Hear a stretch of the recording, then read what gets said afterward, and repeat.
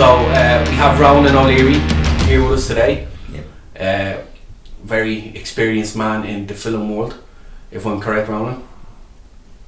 So how did you firstly get into all the film business? Well, you got to go back to 1981 when it all began for me. There was nothing happening in Ireland as local filmmakers. I mean, Cathal Black had made one short, and Joe Comerford had made a very low budget 16mm short from a script by some kid called Neil Jordan, who apparently had a future.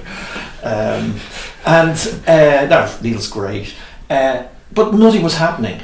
But what did happen was an American producer called Jack Conrad arrived in Ireland, and he wanted to put up £6 million to buy Ardmore Studios if the IDA, the Industrial Development Authority, as it was called, I don't know if it's still called that, but anyway, the IDA, he put up 6 million if they put up 6 million, and he would really turn Ardmore into a studio with departments. Like, there would be a head of makeup, a head of costume, post-production sound. He had with him a fellow called Richard Portman, who was a post-production mixer, the re-record mixer. Now, Richard, who was a great guy, had 12 Oscar nominations. He won. He did The Godfather. He did The Deer Hunter. He did Young Frankenstein. He did loads of pictures on Golden Pond, etc. And he'd been nominated 12 times and won the Oscar for The Deer Hunter. So the two of them came to Ireland to buy Ardmore. Ardmore was in receivership. It had been built in 1957, and it had 17 owners up to then who all went into receivership, including Bing Crosby. Can I ask you why you think it went into receivership? Was it that at the time filming in Ireland was something that an American company came over and did, and then went off, and then there was no structure, there was no constant projects? Was that the problem? Exactly, you have it in a nutshell. It was foreigners would come in, stay in hotels, shoot there. There was no training for it was an oasis. I mean, you guys wouldn't believe how there was nothing going on. So Jack Conrad had just produced a film called The Howling. And The Howling had cost 1.9 million, the werewolf film, and compared to now, 1.9 million would be actually what probably about 10-15 million in real money now, would it? I don't know. I suppose you're talking 6 to 7. So you're talking a good budget of a film. Well, I mean, for a horror film, 1.9. There's a lot of special effects in it. Yes. But it had cost 1.9 million to make. But it had taken 38 million in the box office in America alone. Now, this is just before video, VHSs. Ask your grandparents about them. So there wasn't a video market. It was pre that. Now, if you make a film and you get back 20%, 20 times the money back, you've done well. Theatrically, you're going to do a sequel. Yeah. So Jack, by a coincidence, Jack arrived, and it was the week that The Howling opened in Dublin, in the new Metropole, which then became Screen of the College. And I met Jack, somebody introduced me to him, and he said, go and see the movie. So I went to see the movie, and I came back, and I met him, and I said, Jesus, Jack, I said, yeah, great movie. I says, but I could write you the sequel in an hour and a half. And he said, well, go ahead. Now, Jack, being a typical Hollywood producer, he had a suite in the Jury's Hotel. Brilliant. No, but he also had a suite around the corner in the Great Russell Hotel, whatever it was called. What was the reason in that? The reason is this. When he got bored with one suite, he would just went around the corner and stayed in the other one. So you're dealing with a highly active mind. He'd paperwork laid out all over his suite, and I can't cope with this, and off he'd go. Typical American. So like one was a sanctuary and one was his office. No, both were messy offices. But it's so Hollywood. It is so Americans to have two suites, in two rival hotels. and you know the walk did him good, like going around the corner. Anyway, Jack, I said to Jack, I said, Jesus, Jack, I could write you the sequel in an hour and a half. He says, go ahead. So he sent me down to the other suite, and I wrote it on their hotel paperwork. You know, the paper. Yeah, with the cover.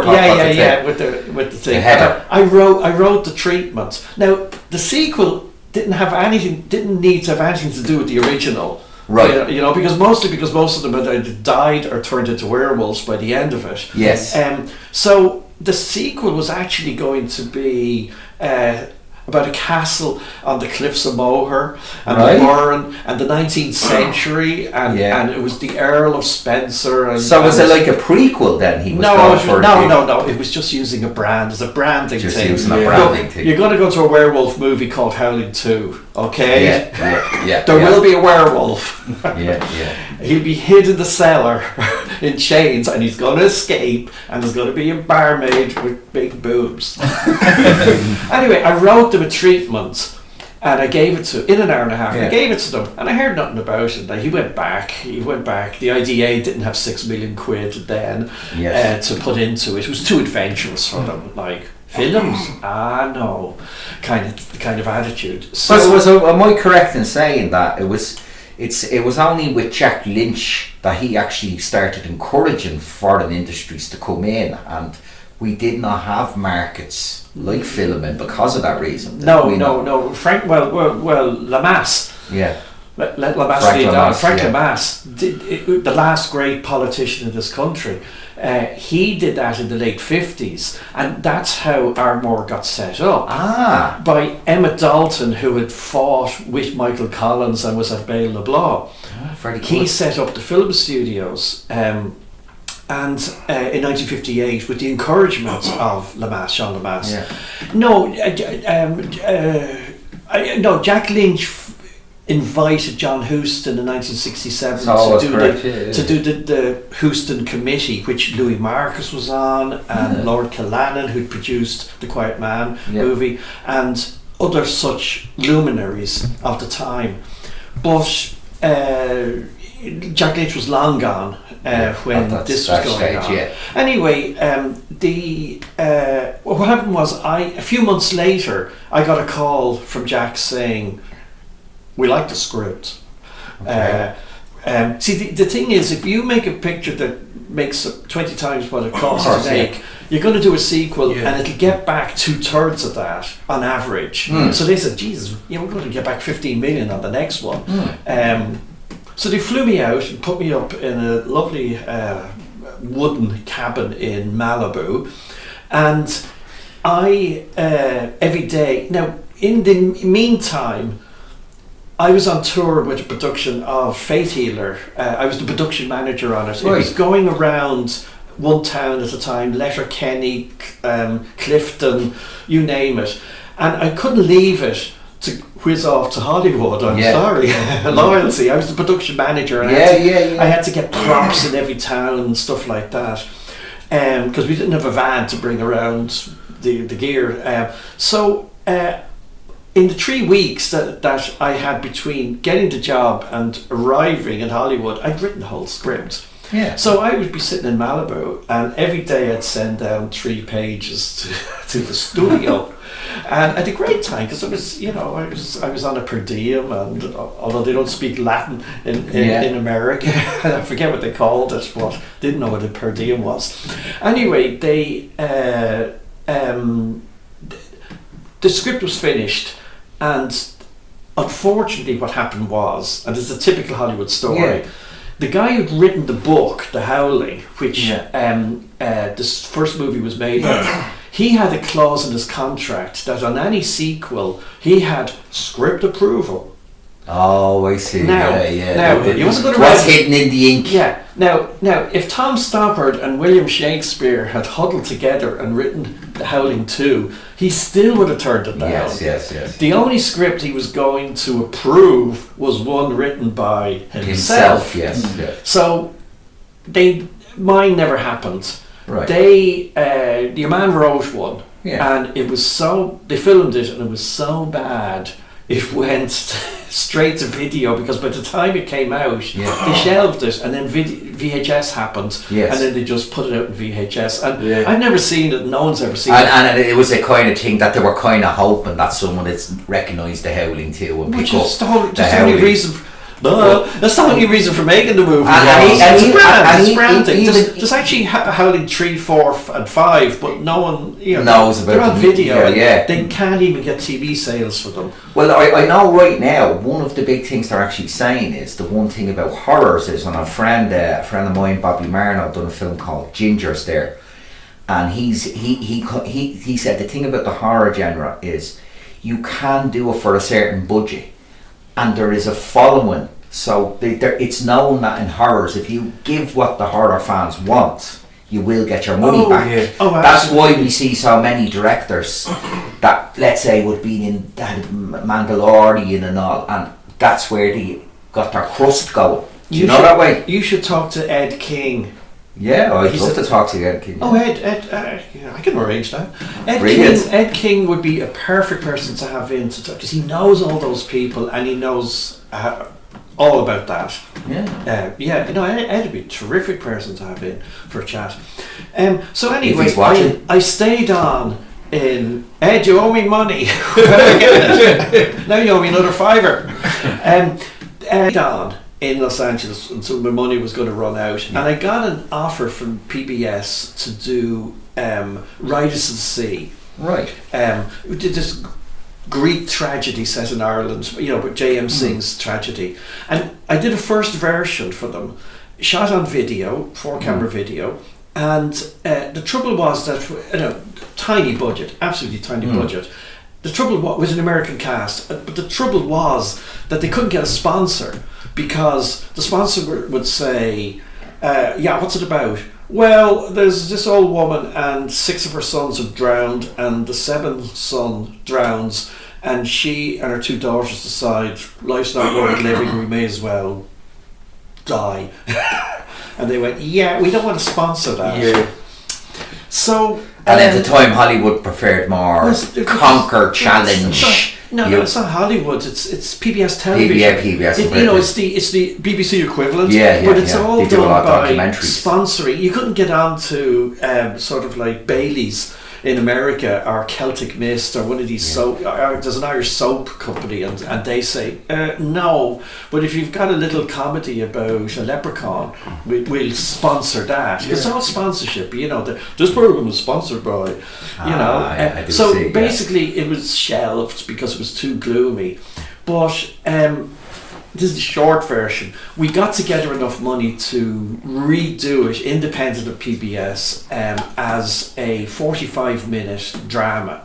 Right. So I come back to Ireland to do it. 1985, I come back. I've been over there 2 years and 3 months, I think. I say that was a cultural change, because it was fairly bleak 85 around here, wasn't it? Well, it was that I had an American cast with the Abbey Theatre players in supporting roles, because it's an Irish piece. So I had Geraldine Page, the American actress, who hadn't yet won the Oscar. I was very lucky. I got her, and then she won the Oscar.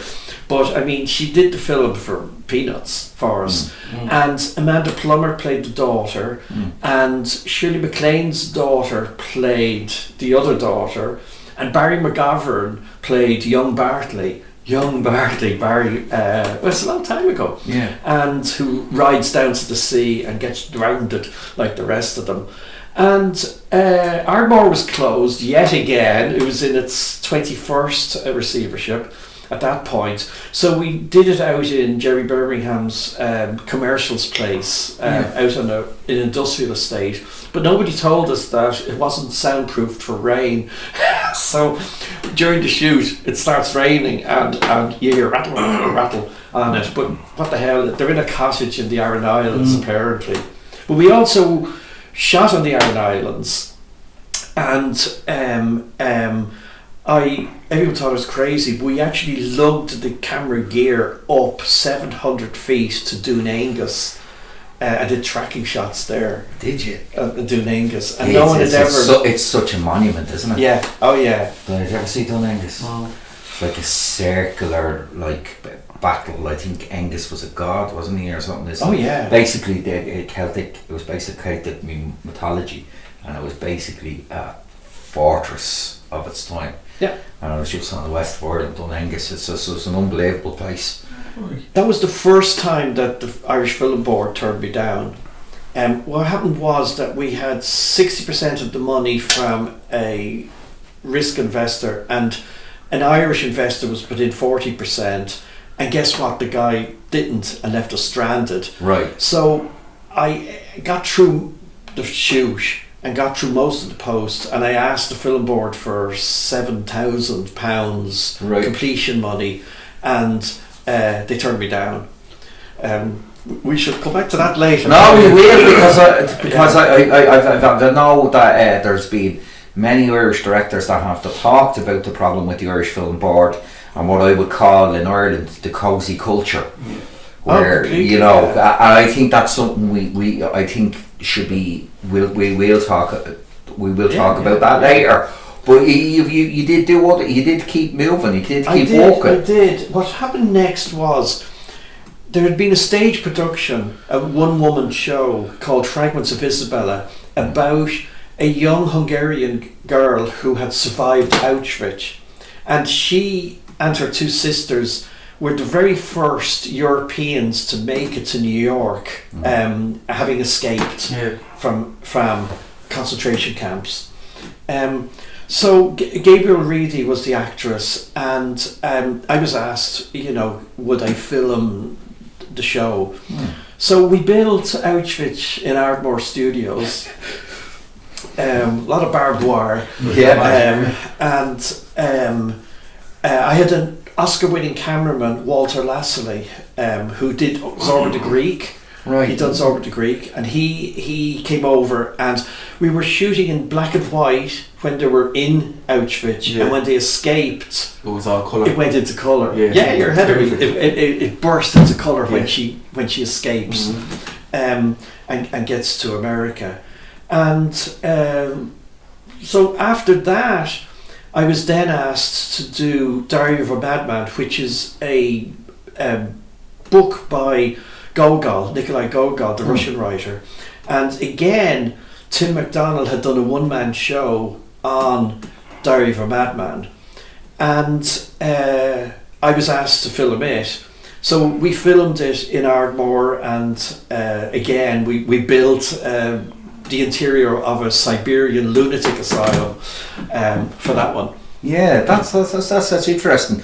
So, can I ask you, whenever you go to see a play, do you see a future film? No. It's just a fluke. Good, well spotted. It just happens that the first three pieces I did were, a play, and a play, and in fact, the fourth piece I did, guess what? It was a play. It was a story by Truman. I did a thing called Hello Stranger, which Truman Capote had written it, and the Focus Theatre in Dublin had done a stage version of it as a lunchtime piece with Tim MacDonald in it. Now, Tim MacDonald is a paraplegic, so I had done Riders to Sea, and I had done Diary of a Madman with him. But he never moved. You didn't see, there was no wheelchair, but I mean, he was always in bed, or he was sitting stationary position. He was stationary. It was very ingenious how we did it. And in Hello Stranger, it's about a lunch meeting between two guys. So the cast of Hello Stranger included Daniel J. Travanti, who'd been Captain Farillo in Hill Street Blues, and Tim MacDonald again, who was the guy who was sitting. But also the waiter was Ozzie Whitehead. Right. Now Ozzie Whitehead was an American actor who had been part of John Ford's company of actors. He appeared in 7 of his movies. Right.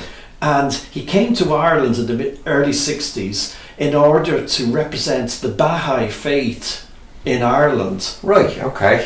Very nice gentleman, and in fact there's a playwriting competition, the Zebbies, every year to this day in his memory, because he left money for for that purpose, a bursary money. There's the O.Z. Whitehead Zebby Awards every year for playwriting. Anyway, Zebby was a wonderful, wonderful man, and he also appeared in Diary of a Madman as a dribbling lunatic, and a little cameo, no dialogue, just sitting there. He was just a he was a man that would give anything a go, was he? Was he that type of character? He was a very gentle man, and if you asked him nicely, he'd say, "Oh my goodness, I'd love to do that." That's how he spoke. He very gentle voice. So anyway, we did Hello Stranger with him. Yeah. And that brought me to James Spader and a film called Driftwood. Now it's got quite a story about it. It was financed by a woman called Mary Breen Farley, right? And as using Section 35, now Section 481 money, and there was a big scandal. You know that 8.3 million of this Section 35 money went missing. Oh, yes. And there was lots of complications. But anyway, the movie, it was an expensive film to make. It cost 4.7 million pounds, not euros, pounds to make. It must have been quite an experience working with James Spader and people like that. James was very, very professional. That's the one thing I noticed about him, that he really was professional about, the work. He always knew what he had to do, etc. He's quite a character, and that's all I can say on that. Well, when you mean quite a character, he had a good time when he went out, wasn't it? Or he was just he was a character on set. No, neither of those. He's a slightly strange individual. Well, can I ask you a question? Yes. Have you met an actor that isn't a slightly strange individual? Are they good? Because usually the bad ones are the best, aren't they? Really, when we think about it. No. Look, some people are very different to others. I mean, someone like Barry McGovern, who I've worked with 4 times, is incredibly professional and focused. Actually, the only actor in nearly 40 years that I'd trouble with was Daniel J. Travanti, who was very opinionated about any topic and was just supercilious to other people, and that was the only person in nearly 40 years. Well, I have to say, out of 40 years, if there's one person, you did well.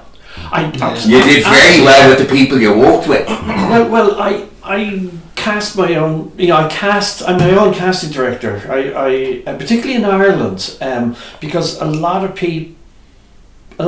of casting directors here don't actually go out and do their homework. I know a casting director here who hasn't been to a show in the Lear or the Gaiety School of Acting in 5 years. I might know. Can I ask you a thing about casting? Because I've read about different people.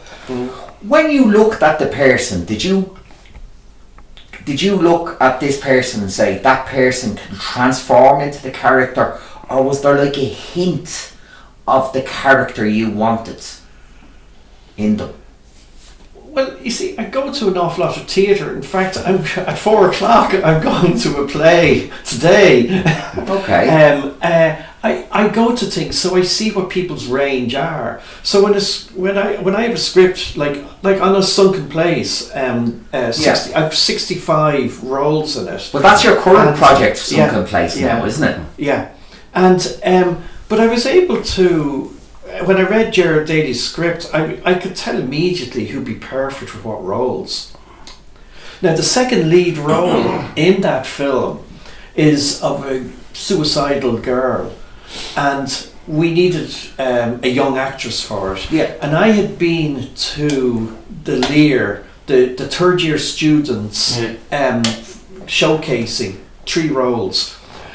And this extraordinary Australian girl, Emma Dargan Reid is her name, she played 3 different roles in 3 different productions, and each time I went, oh my God, this girl is an extraordinary actress. And one was good, then she does it again on the next production, and then she does it again on the third one. And like, to do it once fine, but to do it 3 times in a row across a year, I said, wow. When I got the script, I knew immediately this girl was perfect for it, and she never appeared in a film, and I didn't even audition her. And it's the second lead in the movie. I just knew. No, that's a great thing that you had a belief in a person. But if I hadn't gone to those Lear, productions of the students, and I wouldn't have known about her. So it is important, if you're an Irish filmmaker, to go to a lot of theatre. Certainly the British casting directors do. They go to 7 or 8 shows a week. They go to lunchtime shows. I find that's actually the difference with a lot of the actors in England, compared to America, is that it's in England it seems to be a profession. So if you're not working on a play, you're working on a TV series, you're working on a play. You know, I mean, it's always about the work. Where I find that America it's can you get the big project, and then there's more promotion. Yeah. I find. Yeah. Do you know that way? Well, first of all, 99% of actors in Britain aren't working like everywhere else at any given time. Yeah. It's a heartbreaking profession. But but in America, I mean, people have, they're very dedicated. They work as waiters and waitresses, hoping for the big break. They do equity waiver over there. Like you meet somebody and they say, "Oh, I just got this part in an equity waiver show for 4 months," and they're not going to get paid a penny. But for 4 months, they'll be appearing in a theatre, a 99-seat theatre in Los Angeles, hoping the casting director will walk in and say, you'd be good on my show. Yeah. And but that's what they do. It's very tough out there. When people like Jennifer Lawrence make it, it's a wonderful fluke. Yes. Because there's so many other people. To make it that young and make yes. That doesn't happen very often. You can count them on a couple of 2 hands. And I do think that's the thing about acting, that they are encouraging it as a career, but I do think that they, as you said, that it might not be the career you think you're going to have. There's a lot of some of the best actors I've seen have been people that it was something later in life that they did. And it's something that they only got their breaks later in life. Look, if you think of it, I mean, with the exception of Steven Spielberg, God, who has had the career they dreamt of having? Really, fair point, yeah. Nobody, virtually Meryl Streep, and one or two others. But I mean, But even I remember reading, and you've been talking about Sunken Place, so that's your current project. Yes. So would you like to tell us about what Sunken Place is about? Without ruining anything for anybody else. No, I can tell you very simply. Okay, so Ger Daly had just made a film called Sonny Capone, and he came to me and with his new script and asked me would I be interested in directing it. And it's a fabulous script. It's about a young neurologist who discovers a cure for depression, and the pharmaceuticals based in Dublin for tax reasons. Yes. Of course, are opposing her because she has a one-off solution for depression, and they want to drip feed people drugs for 30, 40 years. Yes. So you have that story, but you also have 3 other stories intercut with it, which is the lives of 3 people suffering from depression or schizophrenia or whatever, suicide. I mean, it's so you intercut the 4 stories throughout the film, and end up at the end. So it was a very, very exciting project. So who have you who was working on Sunken Place? Oh gosh, the cast. Well, Lorna Quinn plays the neurologist, and Barry McGovern is in it as well. Emma Dargan-Reid, who I mentioned earlier, is the second lead. Rachel Dowling's in it. There's all manner of people in it. Des Cave, who was with the Abbey for nearly 50 years. I mean, it's a very, very big cast. There's 66 roles in it. Jesus, that must have been hard on the casting. 66 people. No, it was dead easy because I knew for 64 of the roles, I knew exactly who should play them. So. You know, I'm the casting director, though I didn't take the credit, but I just knew who'd be the best people to get, and thankfully, every single one of them actually did it. Now, the interesting thing is that 16 of the actors in it is their first film. Oh, that's great. To give a breakthrough for people. What happened was I filmed monologues for the Dublin Central School of Acting. Yes. And did it for 4 or 5 years, for the last four or 5 years, and I'd see what the students are capable of, and I kind of knew that these people could play those roles, and without even auditioning them, I just gave them the roles. Now, one of them is Liam Murphy. It's his film debut. It's one of the 6 lead roles in the film, and he's never been in a film before. Brilliant. And where are you on Sunken Place? Oh no! What happened with the Sunken Place was that Jared Daly came to me and he had 40,000 quid, and I said, look, that's not enough money to make this as a feature film. So, but because of the unusual nature of the film, there are 4 stories in it. And so the characters never meet each other, or very few of them meet each other. Yes. There's only one link between them all-ish. I says, we can shoot the 3 subordinating stories first with 40,000 quid, edit it, bring it along to Screen Ireland, and submit it under their micro-budget scheme. The micro-budget scheme says that, you know, they put up 100,000 to make a micro-budget feature film. They never actually do it. They say they will, it's in their thing, but they never actually do it.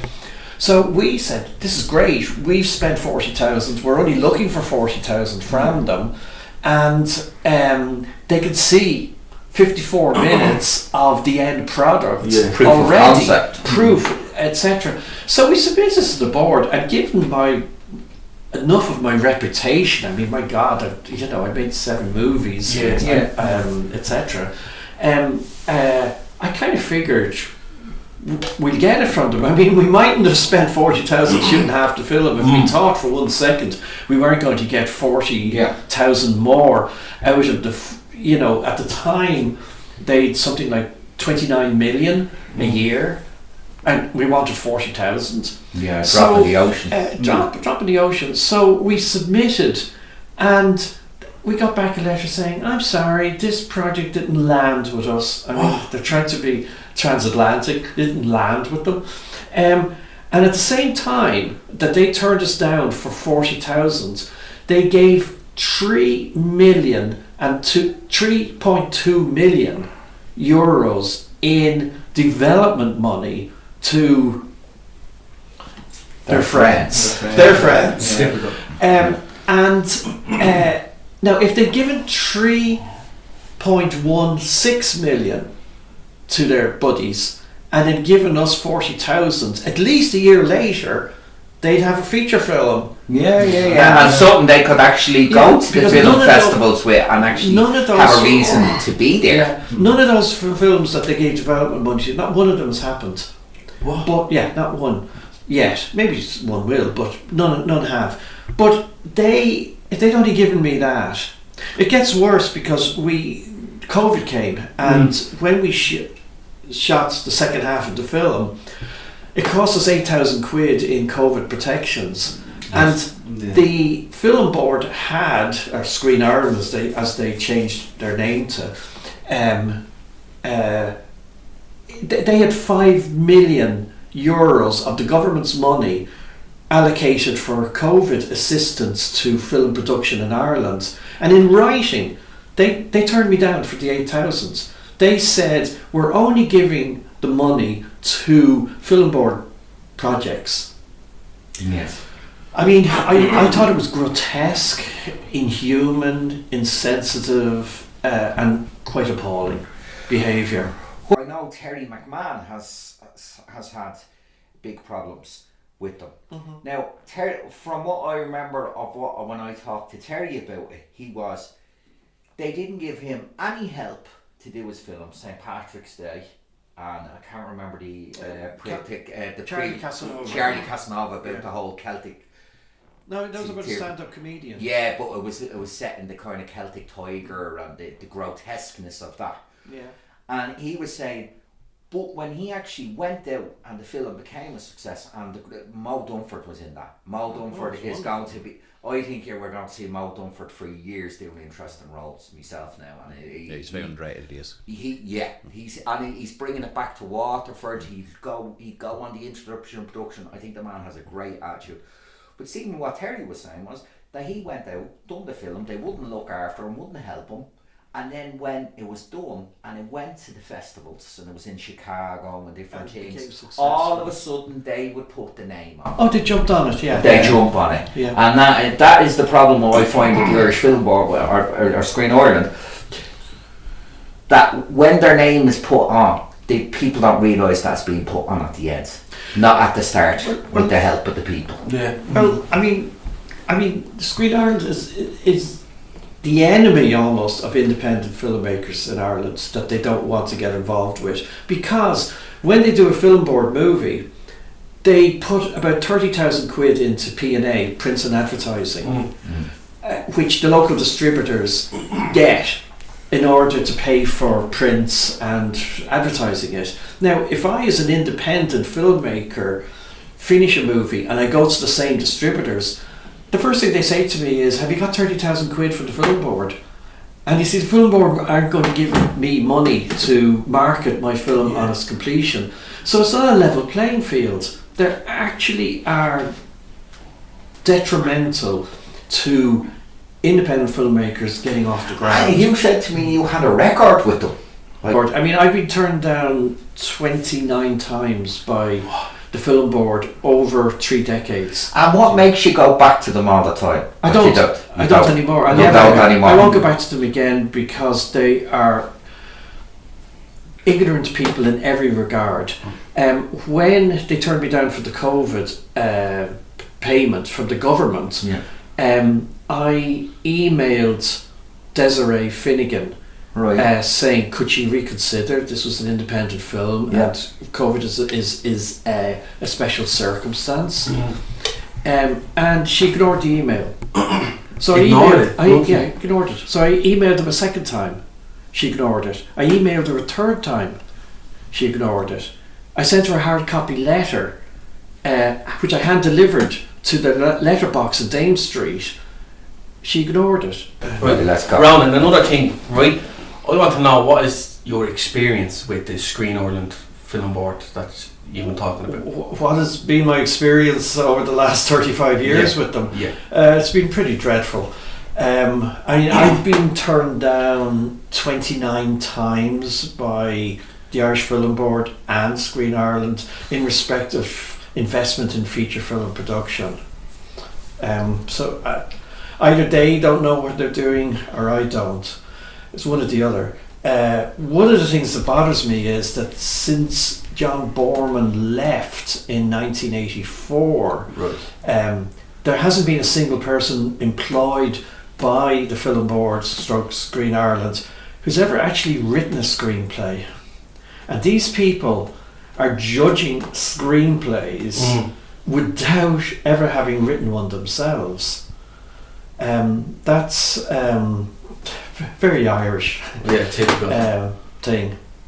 I mean, the thing is, I mean, if you look at the financial reports, the annual financial report by the Film Board and Screen Ireland, they invest about 12-13 million in Irish films and they get back about 850,000-900,000. That's all. They lose 92% of what they invest in Irish films. Now, Gerard Daly and I have a company called Handshake Films Limited. Okay. We got no money from the film board. Right. We have to get back 100% of our investment in Sunken Place in order to break even. Which means, and if we succeed, it means that we are 12.5 times smarter than Screen Ireland. You know, and they get salaries. They also get to swan around film festivals pretending that they're in the film business. We actually have to go out and do the hard graft and make a film that will recoup its money. Okay. And you've been torn down 29 times, yeah? Within the space of 3 decades, you said. Yeah. Within the space of them 29, from the first time you went to them, and within the space of the 20, what made you keep going back to them? Because it's public money. These are civil servants administering public money. They probably don't see themselves as civil servants administering public money. They probably see themselves as demigods. They certainly behave like that. Alright, so I think we're going to be wrapping up now shortly. Yeah. I'll just have 3 quick questions for you. Alright, what is your favourite movie ever? Go on. Okay, well, I'll answer it. The film that I think is profoundly extraordinary is Stanley Kubrick's 2001: A Space Odyssey. I mean, it broke all the rules. Just completely broke all the rules. I mean, how you could pitch that film. Yeah, well, it's apes and then it's a spaceship and they go somewhere and then it's a, you know, this, that and the other. I mean, you know, he didn't have to because he had so much money that and he'd been so successful that he got away with spending all that. And it's extraordinary, absolutely extraordinary film, and it's just extraordinary. So that's very good. Who is your favourite actor or actress? Gosh, well, the first name that comes to mind is actually Meryl Streep. If you look at the last 45 years of what she's done, I mean, she's just, it really is incredible what she is able to do. Male actor, I loved the young Peter O'Toole. I thought he was mesmeric, you know, what he did in the 60s into the early 70s. When he was at his peak, he was extraordinary, as was Robert De Niro in the early days. Was when he met that. Yeah, before he kind of took the easy money and went into comedy.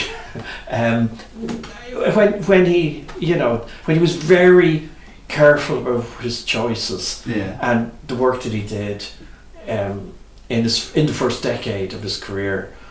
And lastly, what are you working on next? Yes, I got a film to start shooting in a few months' time that Philip McCarthy has written and is producing. It's a very dark film about Christian brothers molesting kids and drug addiction and other such things. But it's a very, very, very powerful piece that will be, in a sense, a companion piece to A Sunken Place. When you see them, they both will have a similar style. But we start shooting that in a few months' time. Really sounds exciting. Actually, I must say, here where we are in Black Abyss, this Sunken Place was the first feature film to be shot here in Black Abyss Studios in Andy Doherty's place, and it's a terrible pity that at the end of April it goes. Unfortunately, but it will resurrect. It will resurrect somewhere else, like a phoenix from the flames. Yes, that's it. And you'll do another of these podcasts with Mo and Ed King. And we are hoping, and if they're watching, contact us. Okay, guys, thanks very much. It's been illuminating.